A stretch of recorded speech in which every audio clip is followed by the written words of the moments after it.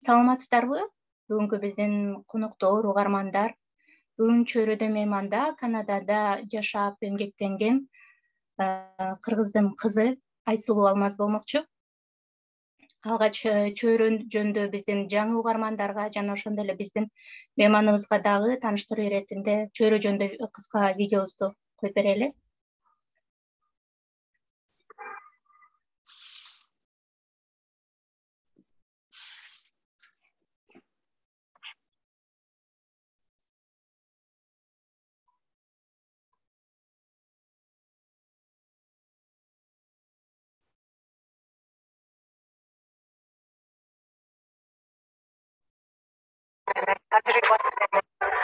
Жөндөмдүүлүгү менен айырмаланышат. Бирок алардын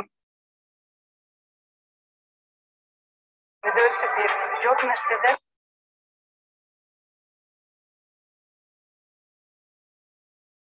сонун идеяларды жаратуу жана ал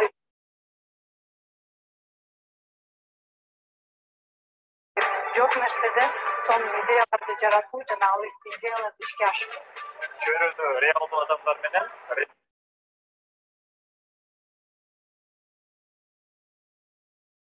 реалдуу кадамдарды жасайт. Кечирек жүктөлүп жатат, кайра башынан коюп берейин.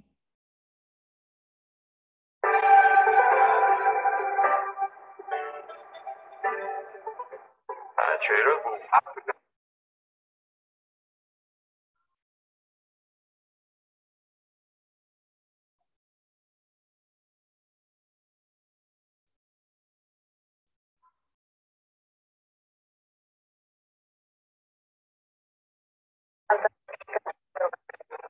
эң кызыктуусу ал адамдар ар бир сабакка иштешет, бири-бирине ойнуп тажрыйбасы менен жөндөмдүүлүгү менен айырмаланышат. Жок нерседе сонун идеяларды жаратуу жана ал идеяларды ишке ашыруу. Чөйрөдө реалдуу адамдар менен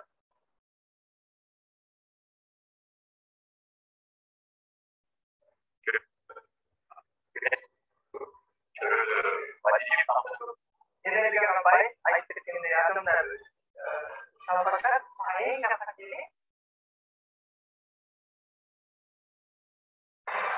Географиялык чек.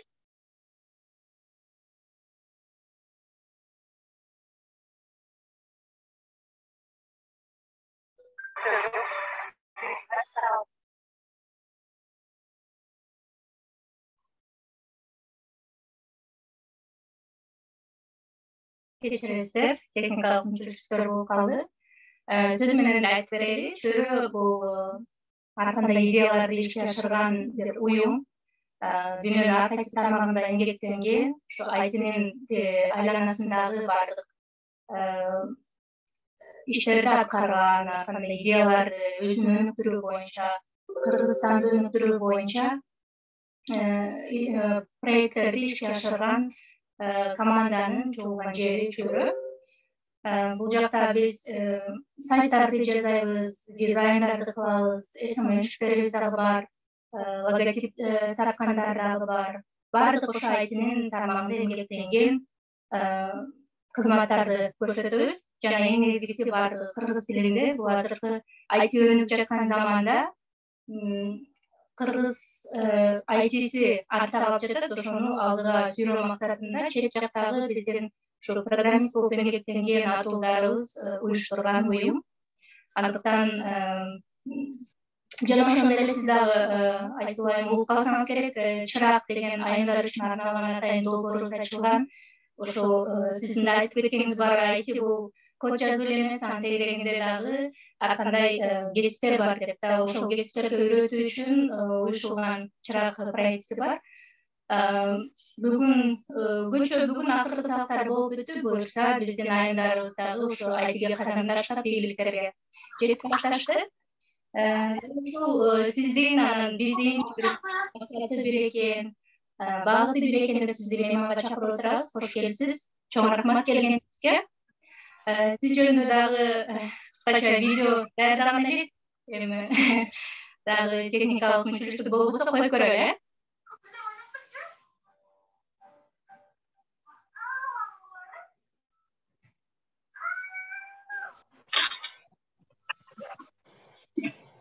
Байыл подними меня, Гүлера байыл. же кечээ мени өз жаңырып жатат. Кыскача биздин тааныштырууубуз болду. Урматтуу биздин көрүүчүлөр, микрофондоруңузду өчүрүп койсоңуз жакшы болот эле, сол болуп жатат. Чоң рахмат. Ушундай сиз жөнүндө кыскача тааныштыруу болуп өттү. Албетте, мындан да бир аз кичине сизге ачып берүү үчүн он чактыдай блиц сурамжылоо даярдаганбыз. Даяр болсоңуз суроолорду берип, анан жакшылап таанышалы. Чоң рахмат. Баарыңарга кутман кеч. Канадада бизде жаңы таң ат эртең менги 9 болду. Силерде кечки саат 7. Чакырганыңарга рахмат. Сизге да чоң рахмат. Анда суроолорубузду берип баштайлы. Суроолорубуз кыскача. Фейсбукпу же Инстаграмбы? Инстаграм. Постпу же сториспи? Пост. Онлайн жумушпу же офлайн жумушпу? Онлайн. Интровертсизби же экстравертсизби? Экстраверт. Спорт стилинде кийинген жагабы же классикалбы? Спорт. Пассивдүү эс алууну жактырасызбы же активдүүбү? Пассивдүү. Интуицияга ишенесизби же логикага? Экөөнө тең ишенем. Чайбы же кофеби? Кофе. Ырбы же бийби? Экөө тең. Кинобу же китеппи? Экөө тең. Эң сонун, чоң рахмат. Суроолор ушундай кыскача болду. Мени бир аз жаңырып жатат дейт, наушник тагып көрөйүн. Эми кандай болуп баштады? Жакшы болуп калды. Эң сонун.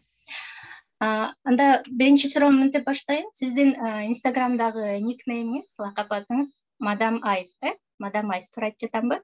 Ооба. Аны айымдашуу деп чечмелеген экенсиз. Эмне себептен бул атты тандадыңыз жана айымдарга эмнени айтайын дегенсиз? Мадам Айз деген англис тилинде сөз жок, бирок уңгусуна айз сыяктуу мичөө улаганыбызда мындай жаңы сөз келип чыгат го. Ошол сыяктуу биз Канадага жаңы келгенде, Канада эки тилдүү өлкө, өзгөчө биз келген Монреаль шаар. Анан экинчи тили французча. Анан мени көчөдөн баардыгы эле мадам деп кайрылышат да, англисче сүйлөп атканда дагы, бул жерде мадмазель деп жашыраак кыздарга анан мадам деп кайрылышат да. Мисалы, чоң кыз эшик ачып коесузбу деген сыяктуу суроолор деле бар го, ошонун баардыгына мадам деп кайрылышат да. Анан биз үйдөн мындай мадам деген сөз аябай жаккан. Анан ага кошумча мен Инстаграмда жаңы блог жазып баштаганда өзүмдүн атым менен эле жазчумун. a.almazova деген баракчам бар болчу. Анан ошону жазып атканда аялдардын укуктарын кармап, ошол тууралуу аялдар кантип өнүгүш керек, кыздар өзгөчө кантип билим алыш керек деген сыяктуу темаларды козгоп жүргөнүмдө биздин коомдо феминизм өтө туура эмес кабыл алынганын байкадым да. Жалаң жана экстремисттик уюмдарга байлашып, активист кыздарды өтө начар сөздөр менен жазышат экен соц тармактарда. Анан ошол нерсени кандайдыр бир деңгээлде башка тармакта, башка биздин элдин тили менен, биздин салт санаанда камтыган жаңы бир форматта феминизмди түшүндүргүм келип, анан ошол жерде жолдошум Арстан экөөбүз ойлоно туруп кандай кылып баштасак деп, анан Арстан сунуштап Мадам Айс кыргызчасы айымдашуу деген жаңы агым баштабайсыңбы, баракчаңдын атын өзгөртпөйлү деп. Анан жаңы баракча ачып, анан атын Мадам Айс коюп, анан эски баракчамдагы блогторумду ташып, анан 2,5 жыл болуп калды. Жаңы агым менен келатабыз, кубанычтамын. Ушул убакка чейин 2 жылдын ичинде 5000ге жакын окурманым болду. Эң сонун. Анан сиздин Инстаграмда форматыңыз сүрөт же видео коюп, анан астына узун пост жазасыз да. Адатта өзгөчө Инстаграмда узун постторду окушпайт деп билебиз да. Анан сиз берген маалыматты укпай калышпайбы, көрбөй калышпайбы деп корккон жоксузбу? Башында Инстаграмдын алгоритмин кандай жазыш керек көп түшүнчү эмесмин. Анан өзүм сүрөткө тарткан жакшы көрөм. Анан өзүмдүн сүрөтүмдү бөлүшкөндөн да уялчумун.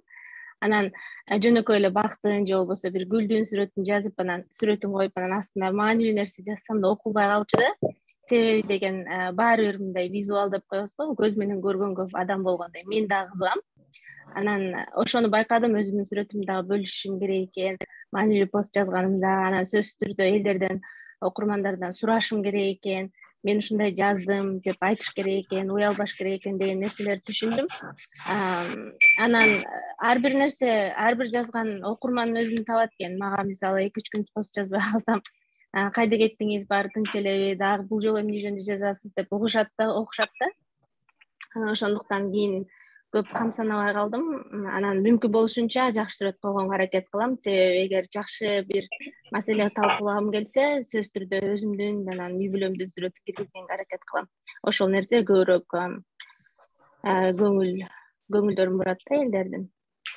Чындыгында туруктуу сиздин өзүңүздүн окурмандарыңыз болсо, ал канчалык узун болбосун кызыгып окушат болуш керек. Мен дагы алардын катарына жаңы кошулдум десем болот. Сизди сынышташканда баракчаңызды карап көрдүм. Чындыгында мындай чай үстүндө курбуң менен ар кандай теманы сүйлөшүп отургандай бир абалда калат экенсиң. Анан чын эле менде дагы ушундай болгон деп мындай сүйлөшүгүң келет экен да. Эң жакшы маанайды тартуулайт экен, ийгилик каалайбыз. Анан бул постторду кайсы учурда, кандай шарттарда жаратасыз? Пост төрөдүм деп каласыз, өзүңүз айткандай, ошо кайсы маалдарда төрөлөт? Бул пост жазуу Instagram ишин мен мындай бир чыгармачылык катары, менин бир хоббим катары кабыл алам. Себеби башталды. Айсулуу, микрофонуңуз жабылып калды, кайра ачып алсаңыз.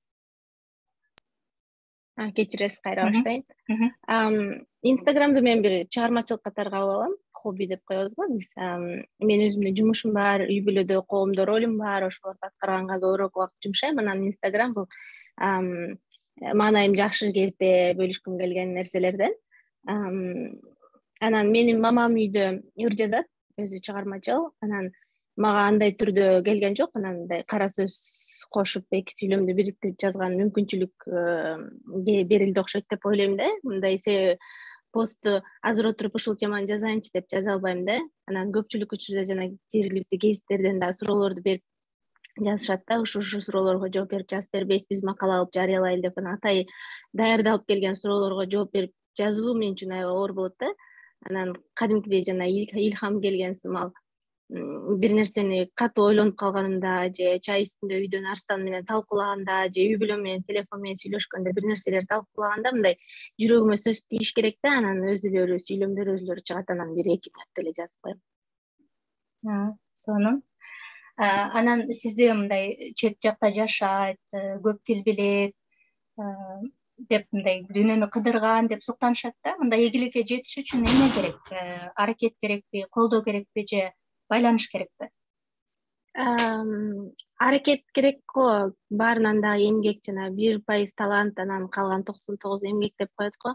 Анын үстүнө чет өлкөдө жашаганда дагы эч ким тааныбайт, тааныштарың жок. Анын үстүнө Кыргызстанды да эч ким билбейт. Кээ бир мисалы Европанын башка өлкөлөрүнөн келгендерди, мисалы Англиядан келген кишилерди, мисалы бул белгилүү университеттерге барган, кандайдыр бир өлкөнүн бир стандарттары бар го. Ошол сымал улуттан эмеспиз, өлкөбүздү да таанытуу жоопкерчилиги турат. Ошондуктан менин оюмча 99% эмгек, анан ошол эле учурда туруктуулук. Себеби жөнөкөй эле бир нерсеге маанайың бузулса, болгон максатыңа жүгүрүп баратканда мотивацияңды жоготуп коюу оңой да. Анан ошол жерде мындай туруктуу боло билүү, анан мен эмнеге бул жерде жүрөм, менин жашоодогу ордум кандай, үй бүлөмдө ордум кандай, мен эмнени каалайм деп, ошол нерселерди унутпай дайыма туруктуу болуу дагы эмгек менен шайкеш келе турган сапаттардан го. Сиз ошентип чалынып баштаганда сизге түрткү болчу адамдар барбы? Ооба, менин жолдошум аябай Кудайга дагы деле аябай ыраазы болом. Мен жолдошум деп да, жигитим деп да айтып жүрөм, бирок эң негизгиси менин эң жакын курбум да, досум. Аябай экөөбүз жакынбыз. Анан баардык нерсени, ар кыл теманы ачык айтып сүйлөшүү мүмкүнчүлүгүм бар да. Анан ошол экөөбүздүн мындай эркин сүйлөшүп, баардык нерсени талкуулоо мүмкүнчүлүгүбүз болгондо өзгөчө менин жанагындай мотивациялар жоготкон учурларда Арстан, сен муну каалачу эмес белең, биз экөөбүз таанышканда буларды айтчу эмес белең, буларга жетем дечү эмес белең деп эскертип турчу адам. Анан менин мамам алыста болгон үчүн дагы көбүрөөк жакшы мотивация бере албай атат, бирок дайым чалып сүйлөшкөндө тамашалап, жакшы нерселерди эскертип, анан ордума келтирип коет. Посттордо дагы ошо жакындарыңызды аябай көп эскересиз да. Балалык дегенде көз алдыңызга кандай сүрөт тартылат? Энем, атам, чоң энем, чоң атам, анан мамам, ниним, менин папам мен 1 жашымда каза болуп калган автоунаа кырсыгынан. Иним мамамдын боюнда калган. Анан ошо биз ошондон кийин менин мамам турмушка чыккан жок. Энем атам менен жашайт. Атамдын көзү өтүп кетти. Азыр энем экөө чогуу турушат. Анан биз ошол бешөөбүздүн иним экөөбүздүн мындай күлүп, бир нерселерди туурап, анан ошого энем атам кубаттап, күлүп аткан учурлар аябай келет да. Көз алдыма ошо бешөөбүздүн чай ичип отурган эле абалыбыз эсиме түшө берет. Чоң атаңыздын аты кайрылуу болсун. Албетте бала чактагы ошо чай үстүндөгү биздин элестерибиз эле кандай сонун, эч кандай байлык, бийликтин кереги жок, жакындарыңдын, туугандарыңдын жанында болгону. Буюрса өзүңүз дагы ошондой чоң үй бүлөгө ээ болуп, ошондой көзүрмөндөр көп болсун. Жашоодо үлгү туткан адамыңыз ким? Кимди үлгү кыласыз? Менин мамам. Жашоо ушунчалык көп кыйынчылыктарды тартуулады, бирок такыр өзүн жоготкон жок. Ошол сапатын аябай баалайм. Сонун. Сизди ойлонтуп, анан бир ойготкон бир кеңеш болду беле? Биз Торонтого биринчи биздин Стамбул кемпус кеңсебизде иштечүмүн. Андан кийин Монреалга которулдук. Андан кийин Монреаль французча экен, 2 тилдүү экен. Анан Канаданын эң чоң шаары Торонто экен. Торонтодон иштеп көрбөйлү деп биз келгенден кийин 1,5 жылдан кийин жумушубуз менен которулуп көчүп кеткенбиз. Анан баргандан кийин чоң шаар өзүмдү таанытуу аябай оор экен. Анан кадимкидей жана өзүмдү жоготкон, мотивациямды жоготкон учурларым аябай көп болду да. Анан ошондо биз көнгөнбүз да дайыма бизди бирөөлөргө салыштырып чоңойгонгочу, мындай элдин кызы, элдин баласы деген сыяктуучу. Анан сен дайыма жакшы окушуң керек, карабайсыңбы? Айшаны кара, Гүлайды кара деген сыяктуу тарбиялар баары бир өзүңдүн үй бүлөңдөн түздөн түз келбесе да, мугалимдерден, коомдон, тегереңден келген да. Анан мен дайыма өзүмдү кесиптештериме салыштырчумун да, өнүгүү үчүн. Анан Торонтого биринчи барган жылы биз кадимкидей мектептегидей баа алабыз ар бир жасаган долбоордон кийин. Анан бир чоң долбоорго катышып, анан баягыдай илгеркидей дайым 5 алып жүргөндөгүдөй эмес, мисалы 4 алып калдым дейм. Анан ошондо аябай өзүмдү жоготуп, кайгырып, анан ошондо бир кесиптешим айтты эле да, сен өзүңдү бирөөлөргө эмес, мурунку өзүңө салыштырып жүргүн депчи. Анан булар мен иштеп аткан кесиптештерим Канаданын эмес, дүйнөнүн эң жакшы университеттеринен келген. Мен Бишкектен окугам. Эгер мен булардын ордунда болуп ошондой чоңураак университеттерде окуу мүмкүнчүлүгүм болгондо балким көбүрөөк билмекмин деп, анан өзүмдү токтотуп, мен кайдан келдим, азыр кайдамын деп суроо бергенден баштап мындай жашоом оңолду десем болот да. Элдерге салыштырбай калдым деген десем болот да өзүмдү. Башкага эмес, өзүңдүн көчөгү менен бүгүнкүнү, ошол аябай адамга сонун чоң жеңилдик берет экен да. Себеби биз дүйнөгө жалгыз келгенбиз, кайра жалгыз кетебиз да. Анан орто жолдо бирөөлөргө салыштырып, анан өмүрдү корото берет экенбиз да. Өзгөчө мындай азыр деген дүйнө аябай ушунчалык бат жылып атат го. Күндө бир нерсе үйрөнүп турбасаң болбойт. Анан азыр биз мындай сапатта болуп калбадыкпы? Эмне жакшы нерсе кылсак өзгөчө мактангыбыз келгенде соц тармактарга чыгабыз. Менин кесиптештерим, менин тааныгандарым Инстаграмга эмес, көбүнчөсү LinkedInге чыгышат да. LinkedIn жанагы кесиптеринин өздөрүнүн резюмесин жазып кое турган портал го, Инстаграм сымал. Анан ошол жерге сөзсүз конференцияга катышса дагы, жаңы эмне кылып атса, кайда барса дагы, жумуштан көтөрүлсө дагы мындай бөлүшүп турат да күндөчү. Анан ошол адамга аябай таасирин тийгизет да. Мен эмне кылып атам, мен бүгүн жылган жокмун, бүгүн эч нерсе кылган жокмунбу деген сыяктуучу. Анан жанагы мен жогоруда айткан кеңешим адамга аябай жардам берет экен. Ар кимдин өзүнүн жолу бар экен, өзүнүн багыты бар экен. Анан ошону гана көздөш керек экен да. Чоң рахмат. Анан ошо постторуңуздун биринде ошо мотивациялык китептерди көп окубай калдым деп жазган экенсиз да. Бул демек китепке караганда өзүнүн тажрыйбасына көбүрөөк ишениш керек деп айтасызбы?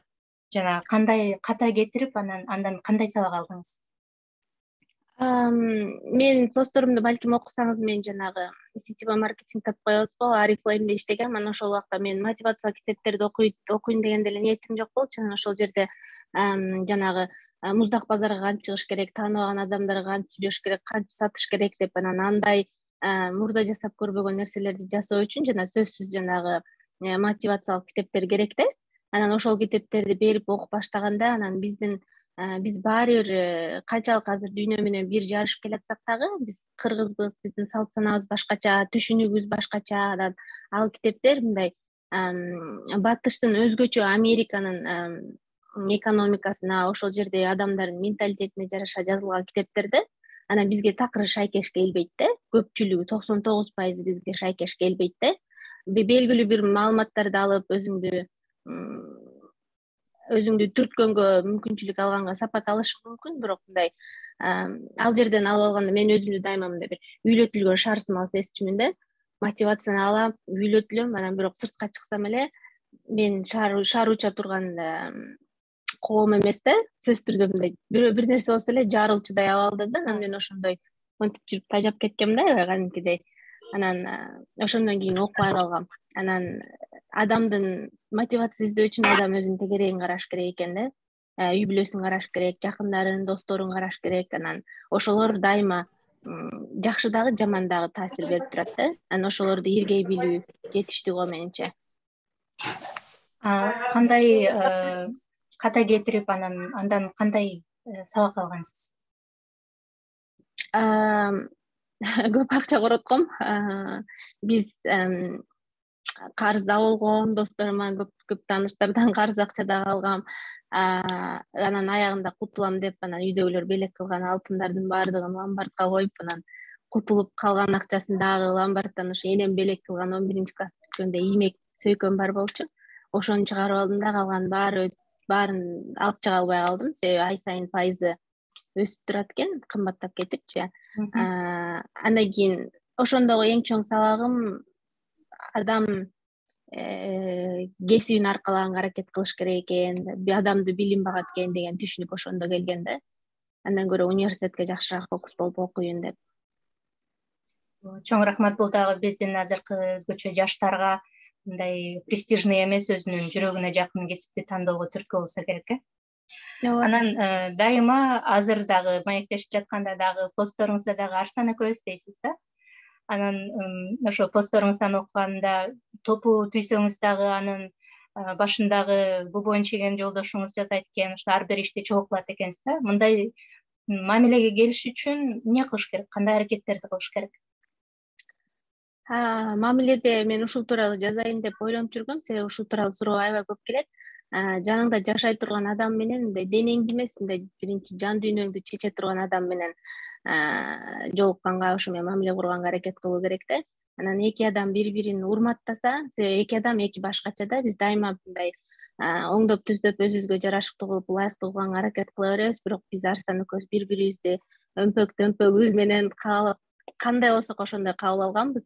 Анан ошондуктан Арстан эмне кылып атса мен колдойм, мен эмне кылып атсам Арстан колдойт. Бул нерсе кадимкидей күнүмдүк нерседей болуп калды да. Мисалы, мырзалардын, аталардын декреттик көргүлгө чыгуусу, же болбосо үй жумуштарын бөлүшүп жасоо, же эркектердин жумуштан келип кечки тамак жасоосу, бул кадимки Кыргызстандагы үй бүлөлөр үчүн бир жат көрүнүш болуп эсептелинет да. Анан сиздердеги мындай мамилеге эмне таасир берет? Экөөңөрдүн алган билимиңерби, тарбияңарбы, же болбосо чет өлкөдө жашаганыңарбы? Эмне себеп болот? Эң биринчи тарбия дагы. Сиз өзүңүз балыктыксыз, Арстандын чоң энеси, чоң атасы таанысыз да. Арстан чоң эне чоң атасынын колунда чоңойгон. Анан чоң атабыз жакында эле көзү өтүп кетти, бирок мен таанып калганыма аябай кубанычтамын. Ошол киши үйдө такыр отурчу эмес да. Энем эмне кылып атса баардыгын чогуу жасашчу. Анан энемдин карьерасын дагы билесиз. Анан эң негизгиси колдоочусу атам да. Анан мен ойлойм, ошол тарбияны, экөөнүн мамилеси көрүп, анан Арстан аябай таасирленип чоңойгон депчи. Биз экөөбүз сен муну жаса, мен муну жаса деп кеңешип, же мен атайын Арстанга үйрөтүп, же мага Арстан үйрөтүп деген нерсе болгон эмес. Биз менин иштеп атканымды билет, мен Арстанын иштеп атканын билем. Анан кимибиз бош болсок ошол бул эркектин жумушу, бул аялдын жумушу дебей биз жасай беребиз да. Бул нерсе үчүн сүйлөшкөн дагы эмеспиз. Анан мен ошол биз үчүн күнүмдүк эле нерселер болсо керек, кечинде ким бош болсо ошол тамак жасай калган деген нерселерди мен жазчумун да. Анан жазганымда мага аябай жеке барактарга каттар аябай көп келет да. Себеби бизде комментарий жазгандан бир аз жазганышат, менин окурмандарым мага жазышат да, көпчүлүк жеке маселелер, менин жолдошум такыр андай эмес депчи. Анан менин түшүнгөнүм боюнча бизде деле кыргыздарда деле менин туугандарым деле Арстан эмес, менин өзүмдүн бир тууган иним, Арстанын иниси деле мындай үй жумуштарын да жасайт. Анан бирок бизде коом ошону бир аз туура эмес кабыл алат экен да. Өзгөчө кайненелер, кайнэжелер, кайынсиңдилер аялдын жумушун жасап калган турбайбы, байкуш деп мындай. Анан эркектер бир аз мындай бир намыстангандай сезилет да мага. Анан ошол нерсени эң негизгиси мына ушул жерде угуп аткан кыздар, айымдар, баардыгыңарга айтып коет элем, өзүңөрдүн апаңар болсо, туугандарыңар болсо, кыздарга үйүнүңөр жеткен ким болсо ошолорго айтып, мындай эркектин жумуш жасаганы такыр уят эмес деп айтып коюш керек экен да. Себеби эркек жасап атыптыр деп эркектен эркек сөз чыкпайт. Менин байкашымча, менин тегеремден көбүнчөсүндөй аялдар сын тагат да. Жасап калган турбайбы менин балам, менин иним байкуш деп. Жана ошол нерселер жоголсо анан коом бир аз өзгөрмөк беле деп ойлойм. Ооба, баламдын башын айлантып алыптыр деген сыяктуулар бар эмеспи? Албетте менин оюмча дагы мындай келин катары эмес, кызы катары көрсө, өзүнүн кызына салыштырса андай сөздөр айтылбайт болчу болуш керек. Анекдотто айтылгандай эле, мисалы үчүн менин күйөө балам жакшы кызыма жардам берет, анан келиним жаман чыкты, окаттын баарын балам кылат дегендей да. Андай бул мындай көрүнүштү өзгөртүш үчүн азыртадан өзүбүздү, кыздарыбызды, балдарыбызды ошол жолго тарбиялашыбыз керек окшойт. Мисалы менин иним да 2 жыл мурун үйлөндү. Анан мен бир канча жыл ага чейин 4-5 жыл мен үй бүлөдө жашап калган үчүн, кыргыздардын салт санасын түшүнүп калган үчүн, өзгөчө блог жазып баштагандан бери ар кайсы тагдыр дебейинчи, ар кимдин жашоосун, тажрыйбаларын бөлүшкөндө күбө болдум да, көп кыздардын.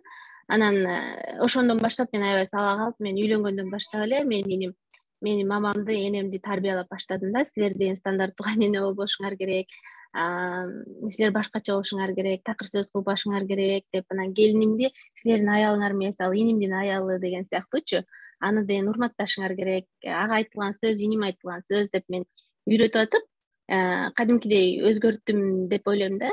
Менин 3 жыл мурунку мамам менен энемдин түшүнүгү келинди күтүү боюнча азыр такыр башкача да. Анан мен ойлойм ушул жерде ар бир айым, эркектер айтса дагы туура болбой калышы мүмкүн, бирок ар бир айым өзүнүн энеси менен, өзүнүн эжеси менен кимге үнү жетсе, айым менен айым сүйлөшкөн оңоюраак го. Ошол нерсени ошол ар ким өзгөрүүнү өзүнүн тегерегиндегилерден баштаса, коом кадимкидей өзгөрөт менин оюмча. Эң сонун, мен да толугу менен кошулам. Анан уулуңуз Салмамбет 1 жашка чыга элек. Анан азыртадан эле ошо ата баланын ортосундагы мамиле, анан балдардын шыгына жараша кесип тандоо сыяктуу постторду жарыялайсыз да. Демек, сиздер балалуу болоордон мурда эле атайын мындай планирование деп коет го, пландап, ар кандай маалыматтарды изилдеп, чогултуп койгонсуздарбы? Биз Стамбулда жашап жүргөнүбүздө Арстан магистратурада окуп аткан. Анан мен жаңы жумушка орношком, экөөбүз тең жаш болчубуз. Анан бирок чогуу жашаганга мүмкүнчүлүгүбүз болсун деп анан үйлөнгөнбүз. Бизде Кыргызда азыр дагы балким эркинирээк болуп калды, бирок мурда үйлөнө элек да чогуу жашап алган көп кабыл алынчу эмес коомдо. Анан бирок биз ата болууга, үй бүлө катары коомдо роль алууга даяр эмес болчубуз такыр. Анан мен жумуш менен алектендим. Андан кийин Арстанда жумуш менен алектенди, магистратурасын бүттү. Анан биздин бала бакканга такыр мүмкүнчүлүгүбүз жок болчу да. Анан мындай моралдык жактан, материалдык жактан даяр бололук деп анан күтүп, анан өзү жашоо агымы ошентип пландады да. Анан үйлөнгөндөн кийин 7-чи жылы болгондо балалуу болдук. Менимче эрте балалуу болгонубузда да бала албетте сөзсүз жакшы, сонун нерсе экен.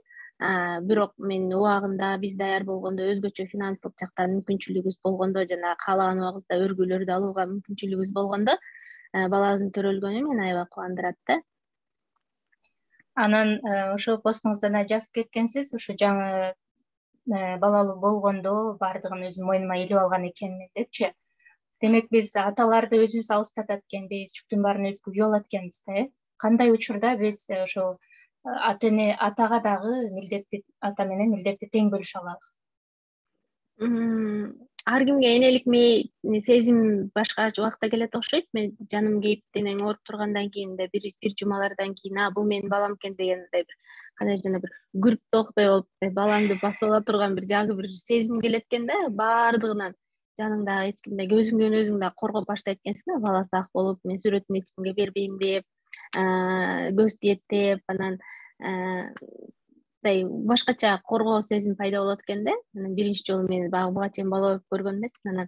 Анан кадимкидей башкача болуп, анан арстан дагы көтөрсө да кандай көтөрбө, мындай бакпа, жаңы эле тамак ичти, кирт деген сыяктуу нерселердин баарын үйрөтүп эле аябай кызыктай болотум. Анан арстан башында ошол жаңы менин эне болууга трансформациямды колдоп унчуккан эмес окшойт. Анан бир канча ай өткөндөн кийин анан барып уктап алчы деп айтса деле уктачу эмесмин да. Мен уктап калсам балам бир нерсе болуп кетет деген сыяктуучу. Анан бул менин деле балам да, мен да карайм да деп эле башында айтып атчы, көп маани берчү эмесмин. Анан кийин 3-4 ай болуп чоңоюп калганда анан арстан катуу айтты да, бул менин дагы балам да, мен дагы коопсуздук үчүн мен үчүн дагы маанилүү деп. Анан ошондо мага мындай мээме сигнал келди да, муну жалгыз мен эле жараткан жокмун да, дүйнөгө 50% менин балам болсо, 50% бул арстандын баласы, жоопкерчиликти түз аткарыш керек деп. Анан ошондон кийин мен бир аз өзүмдү артка тарткандан баштап менин жашоом дагы жеңилдеп, анан баламдын маанайы да такыр башкача болуп, мындай сүйүүсү эки киши эки тең ата энесине тең бөлүнүп, анан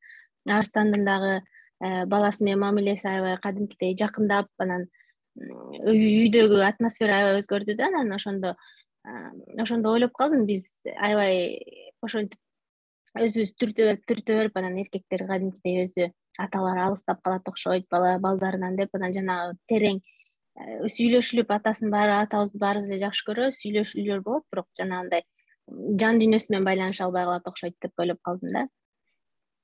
Ооба, мен дагы кошулам. Мисалы үчүн өзгөчө учурда айымдар тыңыш үчүн өзүнүн төркүнүнө кетип калып атпайбы? Бул дагы мен үчүн бир тескери көрүнүш катары көрөм да. Анан өзүнүн үйүндө калса деле жолдошум эртең жумушка барат эле, уктап алсын деп өзүнчө комнатага анын тынчын албай уктайлы дегендер да туура эмес го деп ойлойм да. Анткени баланын түшүгүн, аялдын канчалык кыйналганын, уйкудан калганын көрбөй калат го деп ойлойм да.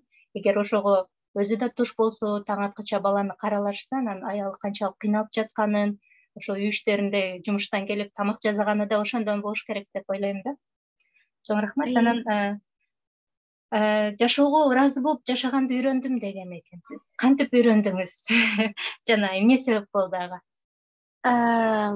Канадага көчүп келгенден кийин биз Туркияда жашадык да буга чейин 4 жыл. Анан түрктөрдүн маданияты бизге эле окшош, биздикинен да өнүккөн, сериалдардан эле билесиңер да, үй бүлө институту күчтүү, сөзсүз жакшы кийиниш керек, өзүң жакшы карап жүрүш керек, мындай эл көзүнө жашаган маданият аябай жогору да. Анан маанайың начар болсо дагы жакшынакай болуп чыгуу милдеттүү болчубуз да. Коомдо Кыргызстанда деле ошондой, Түркияда деле ошондой. Анан Канадага келгенден кийин анан элдин сен тууралуу ою эч мааниси жок экенин түшүндүм да. Анан кадимкидей жөнөкөй болгонду, анан кичинекей эмнем бар болсо ошого ыраазы болуп жашаганды аябай үйрөндүм да бул канадалыктардан. Анан келгенден кийин ошол нерселер, ошол түшүнүп келгенден баштап анан Туркиядан көчүрүп келген кийимдерибиздин баардыгын жанагы көңүл иштерин жасаган фирмаларга өткөрүп бердик. Анан кадимкидей жеңилдеп калдым да. Мен өзүм дагы мисалы күндө жасанбайм, жакшы кийим кийбейм дегендей бар, албетте анда мында бир жерлерге чыгып кала турган кийимдерим, бирок күнүмдүк учурларда да жасанбай калдым. Эмнем болсо ошого ыраазы болуп калдым. Бул аябай кымбат баалуу нерселерди такыр албай калдым, себеби жөнөкөй нерсе менен мага жетиштүү экенин түшүндүм да. Анан эң негизгиси бул жерде Канадада ар бир жумушту баалайт деп да жазып калам го, жөнөкөй корошкургуч болсо дагычы. Анан менин жумушум ошол ар бир долбоорго баа коет да, жана күндөлүк мектептен күндөлүк толтуруп эмес белек, ошол сымалда 1-2-3 деп баал коет да. Анан ошо баа үчүн иштеп кадимкидей мындай ыраазы болбой ушундай болчумун. Анан андан кийин ушу жумушума да шүгүр ушунча дүйнөнү көрсөттү. Ошо долбоорго да шүгүр деп анан ошого да ыраазы болгондо аябай үйрөнүп ошондон бери мындай жумушка болгон мамилем, жашоого болгон мамилем анан жумуш менен үйдүн ортосунда баланс табууга болгон мамилем өзгөрдү. Сонун аябай жакшы кеңештерди айттыңыз. Бул жакта биздин угуучулар да өздөрүнүн сизге болгон комплименттерин, суроолорун дагы жазып жатышат. Анан арасында мырзаларга биздин темалар анча кызык эмес болуп кеткен окшойт. Алардын суроосу болсо аларга дагы көңүл буралы. Айнагүл айым жазган экен. Мен Айсыл айымдын туруктуу жазылуучусумун. Сонун постторду жазат деген экен. Инстаграмдагы баракчаңызды сураштырганда жазган экен. Анан аял затка, кыздарга керектүү постторду жазасыз деген жакшы сөздөр жазылган экен. Жеткиликтүү тил менен жазасыз дейт. Аябай жумшак сүйлөйт экенсиз Айсыл айым дейт Айсалкын аттуу көрүүчүбүз. Рахмат. Үнүңүздү абдан жактырышкан экен. Сиз берген маалыматтар абдан керектүү деп эсептеп жатышат. Анан Жанара аттуу айым сиз менен бир мектепте окуган экен, бир университетте окуган экен.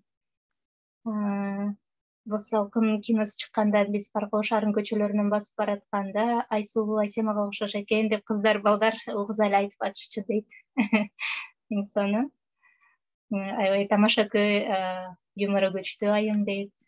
Эмне жумуш кылат деп сураган экен. Жумушуңуз жөнүндө кыскача айтып кетпейсизби? Жаңы бизде сизди жаңыдан таанып аткан көрөрмандар үчүн. Мен Бишкекте Ататүрк Ала Тоо университетин бүтүргөм. 4-курста 1 жыл Малайзияда окуу алмашуу программасы менен биздин университеттин өзүнүн түзгөн келишими менен 1 жыл окуп келгем. Андан кийин 1 жыл Бишкекте жергиликтүү аудит фирмасында аудитор болуп иштедим. Андан кийин Туркияда, андан кийин Стамбулга көчүп кеттик. Ошо Стамбулда дүйнөдө 4 чоң аудит фирмасы бар.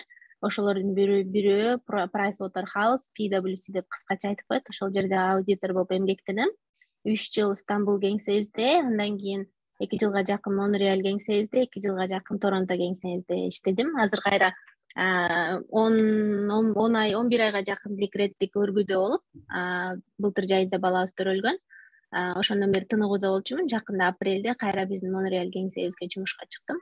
Көпчүлүк учурда бизде да аудитте да баардык компанияны барып текшере бербейбиз. Аудитор дегенибиз кесипти билбегендер болсо, ар бир ишкананын, банктардын, деги эле ишканалардын финанс тармагын текшерип, анан финанс баяндамалары туура эмес экендигине көз карандысыз оюбузду беребиз.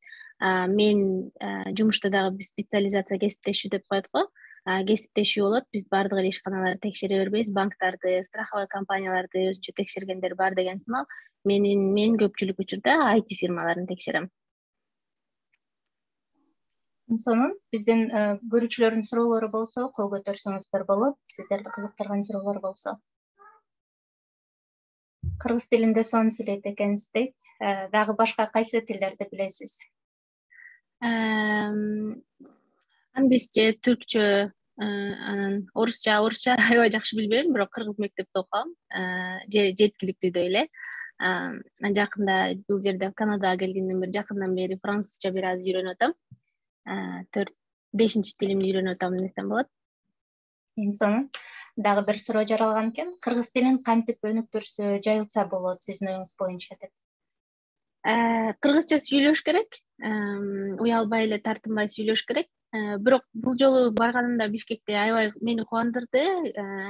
Кайсы жайда болбосун, кайда барбайлык кыргызча сүйлөп аттык. Ким болбосун, кайсы улутта болбосун Арстан экөөбүз бул жолу кандай бир эксперимент катары кабыл алдык да. Баардыгы кыргызча билет экен, демек мен ойлоп калдым, сүйлөнбөгөн үчүн эле сүйлөнбөйт экен депчи. Кафе болобу, ресторан болобу, кайсы улутта адамдар болбосун, кыргызча сүйлөсөң, кыргызча кадимкидей жооп берет экен. Эгер жооп бере албаса да, түшүнүп орусча жооп берет экен. Демек, сүйлөшүшүбүз керек. Ооба, эң сонун. Дагы бир суроо, китеп жазасызбы дейт. Ушундай ойлорду бириктирген бир китеп жазыш керек окшойт деген сунуш болду окшойт. Ушул каттар аябай көп келет. Жазгым келет мындай жанагы мемуар форматында. Блогторумдан эле алынган темаларды узартып дагы жеке өзүмдүн жан дүйнөмдүн түпкүрүнө чейин түшүп жазып ошондой мемуарлардын чыгарылыштарын биринчиси экинчиси үчүнчүсү деп жашоо менен бирге жазгым келет. Я говорю, до вечера, говорит, здесь, говорит, дождусь, говорит. Улантарыңыз. Китеп жазгым келет, бирок азырынча менимче окурмандарым дагы деле аз. Мен өзүмө мындай лимит коюп алгам.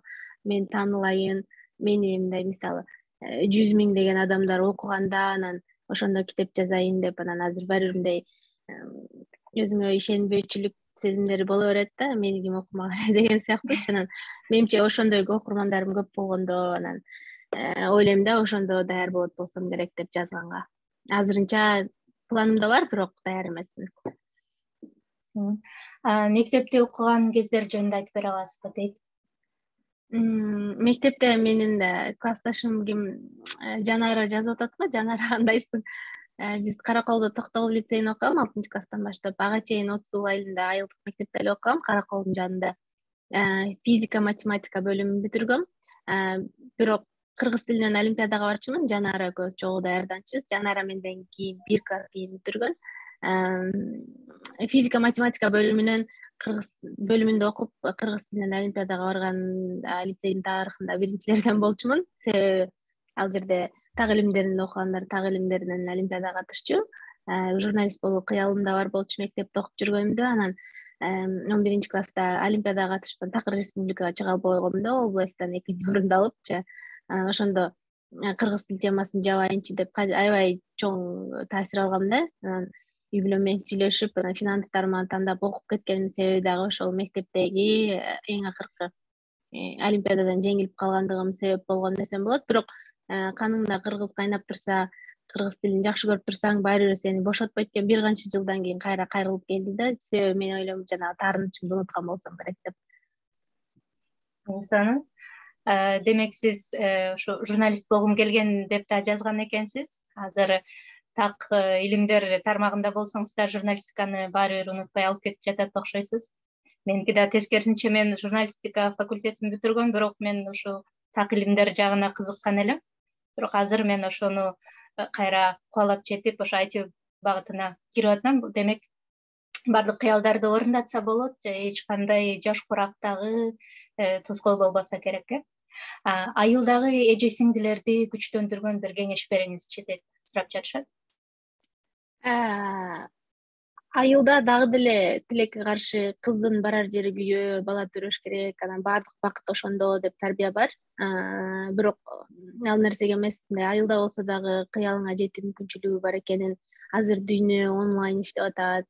Мүмкүн байланышыңыз айылда болгон үчүн айылдан чыга албай атышыңыз мүмкүн, бирок билимге, илимге умтулуу үчүн айыл сизди чектебеш керек, жанагы биздин коомдогу басымдуулук кылган нерселер чектебеш керек деп ошол нерсени айтат элем. Жакында эле айылга барып келдик. Мен өзүм дагы келинмин да, көп жеңелер менен, алсындар менен сүйлөшкөнгө мүмкүнчүлүктөр болуп, ар түрдүү жашоолорду дагы көрдүм. Мен өзүм туугандарыма барып көрдүм. Бир дагы деле коомдо ошол аялдын бактысы үй бүлө курууда болду деген чектөө бар экенин көрдүм. Андай эмес. Бакыт мен үчүн да бир 5 манжасымал, манжанын 5 колусумал. Анын бирөөсү макул, эң негизгиси бармак үй бүлө болсо, калган 4 нерсеси сиздин кызыкчылыгыңыз, талантыңызга, бош убактыңызда өткөргүңүз келген, кесибиңизди аркалагыңыз келген башка манжалар болуш керек. Ошон үчүн бир эле жалгыз бармак менен жашоо ыңгайсыз да. Ошон үчүн калган мүмкүнчүлүктөрдү, калган манжаларды да пайдаланганды сунуштамакмын. Ооба, эң сонун кеңеш. Өзгөчө, мисалы үчүн өзүбүздүн апалар эле, мисалы айылда мен дагы көрүп калдым. Сиңдилерибизге окуу деп айтсаң, ошо мен мугалим эле болом, мектепте эле иштеп калам, турмушка тийсем деп айтышат да. Демек биз мындай айылдын тегерегинде эле ойлонбой, кенен дүйнө чоң да, дүйнө кыдырам, тил үйрөнөм деп ойлонушубуз керек экен да. Өзүбүздүн ой пикирибизди чектен, границадан чыгарышыбыз керек экен. Бул дагы бир ошол эле даже апабыздын дагы сөзүнө ишенип калып калбашыбыз керек экен деп мен дагы кошумча алып кетким келип атат. Сейил аттуу биздин көрүүчүбүз бар экен, ал дагы сиздин айылдан экен. Мамандан болом. Мамандан болом. Биздин жаныбызда айылдан экен. Дагы суроолоруңуздар барбы? жазып кетсеңиздер болот. 15 мүнөт убактыбыз бар. Эгер сиз мурунку, башкача айтканда, мындан 25 жыл мурунку өзүңүзгө кандай кеңеш берет элеңиз дейт? Эртерээк тил үйрөнмөкмүн. Мени кичинекей айылдагы мектепте окуп атканда эле мамам өзү университет бүткөн эмес, жана техникумду эле бүткөн, өзү дүкөнчү болчу Союздар айылегде. Бирок өзү окуп алган мүмкүнчүлүгү болгон үчүн мени аябай окутсун деп аракет кылыптыр да. Мен айылда 2-3 класс окуп аткан кезимде биздин айылда англисче окутуучу эмес, бирок ошондо университетке барып келип иштеген биздин айылдык эже англис тил мугалими болчу. Анан ошол эже менен сүйлөшүп, анан мага индивидуально курс ачып бергенде, анан мен жумасына 2-3 жолу барып, кечкурун жана айылда уй тарап аткан маалда барып анан окуучумун да.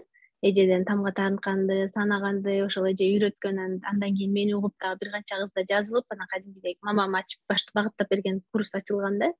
Ошондой эле мектепте окуп жүргөндө да кошумча курстарга жаздыртып, мени англисче окутканга аракет кылдырчу да. Анан мен ошонун көп маани бербептирмин, убактымды көп башка нерселерге коротуптурмун да. Анан эгер азыр 25 жыл мурунку ошол мамам менен ошол мени курска отургузган күнгө кайра бара турган болсом, аябай англисче окумакмын. Университеттен барганда тереңдеп окудум, бирок кеч болуп калганын түшүндүм да.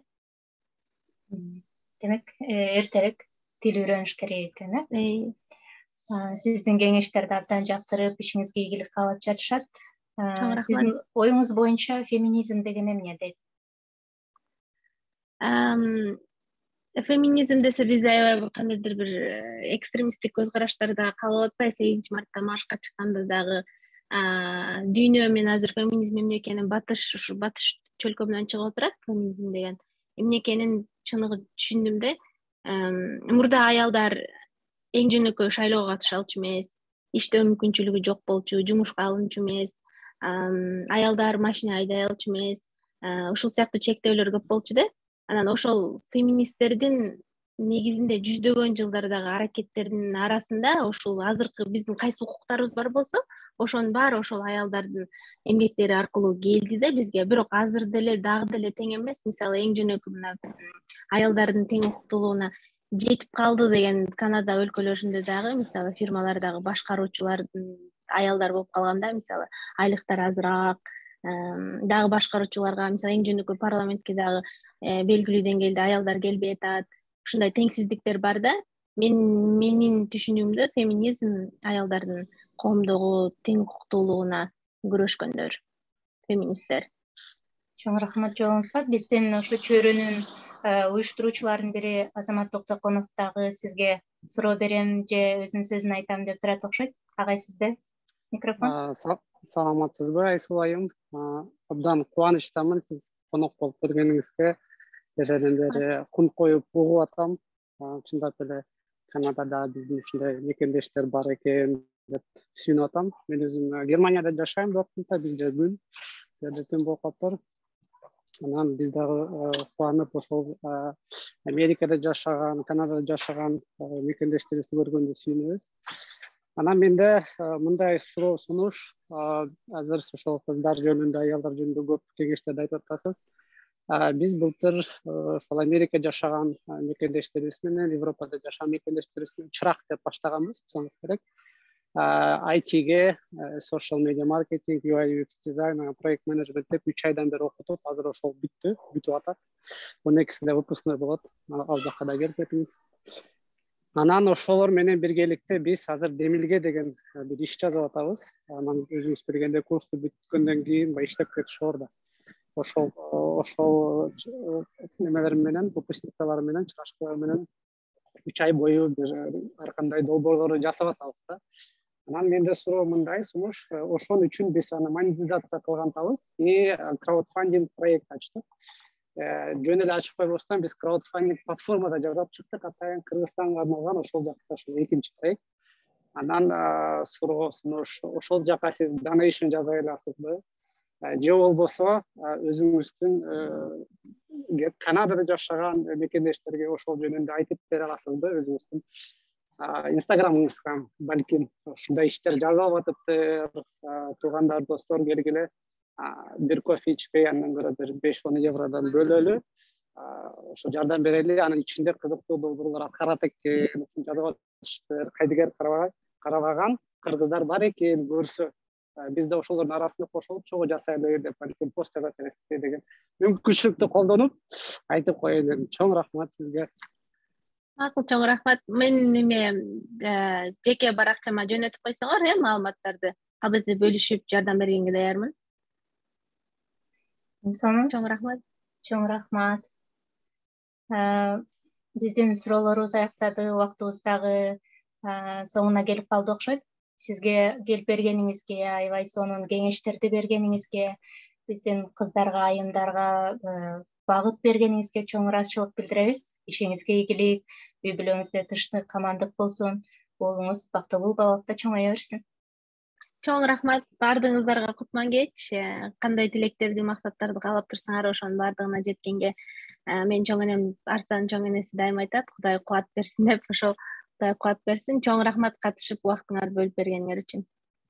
Арстанга дагы чоң салам айтып коюңуз. Бир мектепте, бир жогорку окуу жайда окуганбыз. Ишиңерге ийгилик каалайбыз. Биздин көрүүчүлөргө дагы ыраазычылык билдиребиз. Келип бергениңиздерге жакшы маалыматтарды алдыңарго деп ойлойбуз. Чоң рахмат, келип туруңуз. Көрүшкөнчө. Чоң рахмат. Көрүшкөнчө. Кутман кеч. Жакшы туруңуздар.